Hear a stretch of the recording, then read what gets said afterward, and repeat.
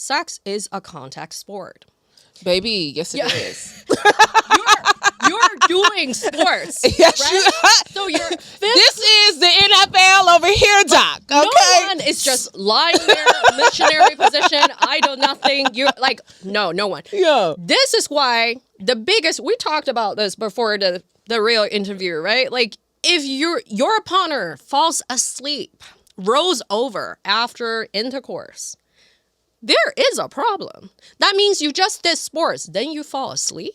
It's not that emotionally there is a problem. That is literally, this contact sport is exhausting them. But like, why when you feel stressed out, you will have things like one night stand? It's like sugar, it's like binge eating, it's like alcohol. Is one of the fastest way your body thinks you can stagnate yourself. Wow. Yeah. And so really, most people are just in this cycle of trying to stagnate themselves, just trying to get that chi. You're trying to unbrick it like that, but it's not working. So one of the things you said is express the emotion, don't suppress it. Yeah. You got to get the anger out. Yeah. Because if the liver is holding anger, it's holding the emotions, it's holding those feelings. Many of us as Black people been walking around just suppressing all the feelings. Yep. Suppressing who we are at our job, suppressing who we are at our house, suppressing who we are at school. You know, all these places that we're just suppressing our authentic selves. And that is playing into the stagnation of our liver and our digestion. It is. You know, I have seen this so often because when I examine someone, I ask 5 large categories of questions, and one of them is digestion. It's so easy to see, in particular among Black men, who don't want to be labeled. Like a Black woman, you don't want to be labeled as mainstream media say, that angry Black women, right? Or like that, like whatever, angry Black man. You don't want to be labeled as such, but then you're not treated fairly. So what happens? You stuff it inside. You stuff it deep inside. Then what happens when you eat? It comes right back up. That turns into heartburn. Yes. That turns into acid reflux. You're like, why am I having acid all the time? Or you're like, you're being paid low. You do all the job, and then you're constantly fearful of, I can't just tell my boss how I feel because I don't want them to think like this way about me. And try that for hundreds of years. Try that for hundreds of years. That will destroy you because you're repeating the pattern, like you say, day to day. Yeah. Day to day. Like at work, you're a different person. At home, you don't want to explode. So this is why my favorite show is Beef. I want you to talk about this because I love this analogy. Yeah. You remember in Beef, what happened? 2 people who are both really liver cheese stagnant. They both kind of have to like be a certain way, right? In front of like in public. And then they show their true self when they collided into each other. And a bunch of crazy things happened.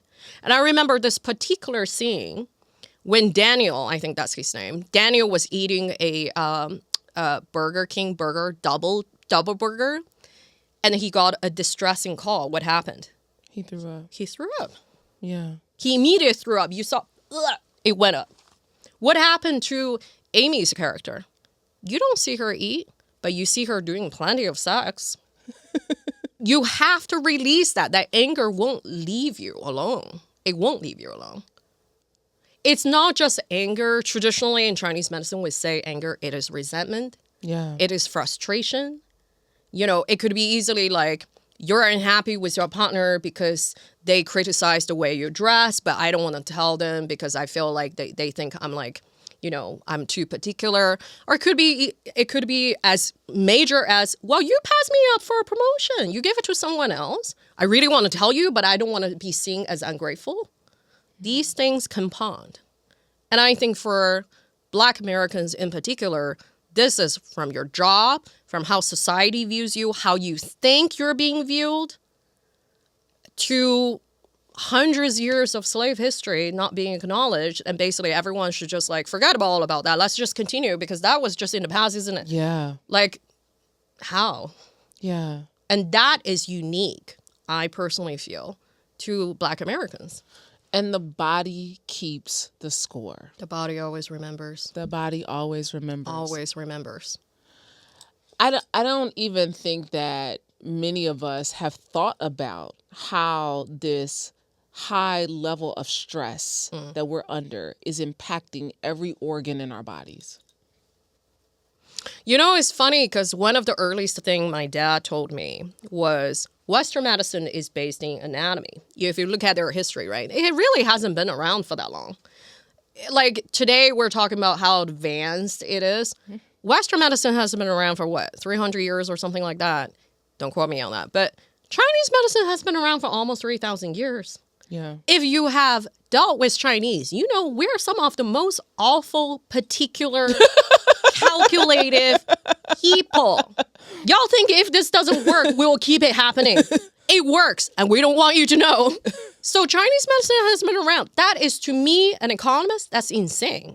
My father, and not just him, all the practitioners throughout history, you've seen a whole family of people. You see the kid when they're like 3 years old. You see them when they're like, 30 years old.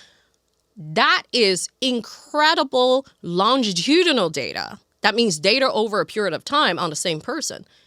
That's how best research comes from. It's from the accuracy of data for a long period of time. So a lot of people say like, oh, Chinese medicine is pseudoscience. Well, you'd better re-educate yourself on what is the definition of science. Science is based on accuracy of data. And most of what you have is cross-sectional data. It's data at a given time. Chinese medicine has data for the longest period of time. So like every single time I feel like people talk about, to me, before they realize what I did in the past, they're like, well, but it's pseudoscience. I'm like, really? Let's re-educate you, shall we, on the definition of science as you understand it. I mean, so if we look at the data right now, what is it showing about Black people and health outcomes? First thing is that I think there is a complete lack of interest on Black health. If you look at the data, it's very much missing, right? The BMI, most women go do your BMI at your MD and they say, oh, your BMI is off. What is that data based off? Not a diversity of data. It's only in the past, I want to say like 2 or 3 years, when clinical research is even actively seeking for diverse human beings to make their data like more legitimate. Shouldn't you have done it a long time ago? We're all built differently. So to say this is a ruler, regardless of whatever, like y'all should all be the same, is simply not fair. This is the reason if you look at like the overall statistics for Black people is very much so lacking. But there is the trend, and the trend is very clear. And I see this very much so from clinic. You start with anemia. You bleed excessively during a period as a younger woman. At some point in your mid-30s, you notice a severe drop in decline of your menstrual cycle. The flow, especially if you're anemic, is simply just not much there anymore. Really? Then you suffer a longer perimenopausal process. Then you crash landing into menopause when all the metabolism just further slows. And then you have lingering menopausal symptoms, even in your 70s in some cases. Hey Vault family, thanks for watching. If you enjoyed this clip, make sure to check out our full interview on our channel at Vault Empowers Talks. We don't just scratch the surface, we dive deep into the lives of some of the world's most influential leaders and change makers. Don't forget to like, to comment, and be sure to subscribe for more inspiring conversations. See you next time.